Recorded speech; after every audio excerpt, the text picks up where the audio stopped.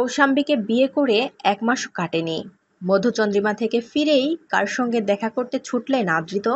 বন্ধুরা, ভিডিওটি না টেনে শেষ পর্যন্ত দেখতে থাকুন। আর একটি বিশেষ অনুরোধ, দয়া করে আমাদের চ্যানেলটিকে সাবস্ক্রাইব করে পাশের বেল আইকনটিতে ক্লিক দিয়ে রাখুন, যাতে সব ধরনের আপডেট খবর সবার আগে আপনি পেয়ে যান। আদৃতের গায়ে এখনও নতুন বরের গন্ধ লেগে আছে। কৌশাম্বীর সঙ্গে ঘর বেঁধেছেন, এখনও ১ মাস হয়নি। তার মাঝে আজ আদৃতের জন্মদিন। জীবনের এই বিশেষ দিনের উদযাপনে অনুরাগীদের পাশে পেতে চান, সে কথা জানিয়েছেন। মধুচন্দ্রিমা যাপনের সময় লিখে গিয়েছিলেন খোলা চিঠি, জানিয়েছিলেন দেখা করবেন। সেই সময় মতোই সকালের কাছেই হাজির হলেন নতুন বর আদৃত। স্থান ছিল ভারতলক্ষ্মী স্টুডিও। ঠিক সেখানে চলত মিঠাইয়ের শুটিং। মিঠাইয়ের শেষ দিনের শুটিংয়েও সেখানেই হাজির হয়েছিলেন অনুরাগীরা। এবারও তেমনটাই ঘটল। উপচে পড়ল ভিড়।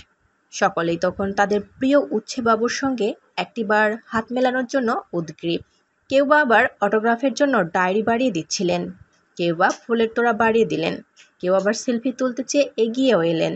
সেখানে তখন অগণিত মহিলা অনুরাগীর ভিড়। সকলের সঙ্গে আদৃতও নিজের ক্যামেরায় সেলফি তুললেন। অনুরাগীদের আনা একাধিক কেক কাটলেন আদৃত। তারপর সেটা অনুরাগীদের নিজের হাতে খাইয়েও দিলেন।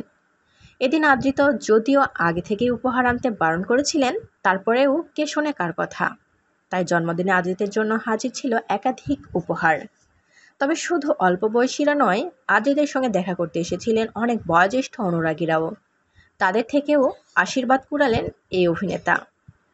প্রসঙ্গত, গত ২৩ মে বৃহস্পতিবার নিজের জীবনের বিশেষ দিন উদযাপনের জন্য সমস্ত অনুরাগীদেরকে আমন্ত্রণ জানান আদৃত।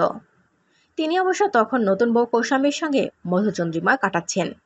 তারপরও সোশ্যাল মিডিয়ায় পাতায় অনুরাগীদের পরিবারের সম্বোধন করে লেখেন, আমার এই বৃহত্তর পরিবারের সকলেই জানতে চায় যে যেমনটা আমি কথা দিয়েছিলাম সে মতোই আমি আগামী ২৫ মে ভারতলক্ষ্মীতে বেলা ১টা ৩০ থেকে ২টা ৩০ পর্যন্ত উপস্থিত থাকব।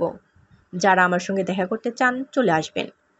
আমি আপনাদের সকলের সঙ্গে দেখা হওয়ার অপেক্ষায় রইলাম, কিন্তু অনুগ্রহ করে কেউ উপহার আনবেন না, এটা আমার অনুরোধ।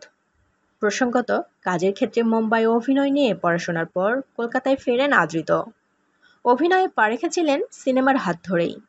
অভিমন্যু মুখোপাধ্যায়ের নূরজাহান ছবির হাত ধরে অভিনয় দুনিয়ায় পা রাখেন তিনি।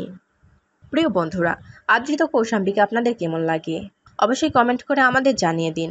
আর পরবর্তী আপডেট নিউজ সবার আগে পেতে হলে আমাদের চ্যানেলটি সাবস্ক্রাইব করে পাশের বেল আইকনটি অন রাখুন। এতক্ষণ সাথে থাকার জন্য ধন্যবাদ।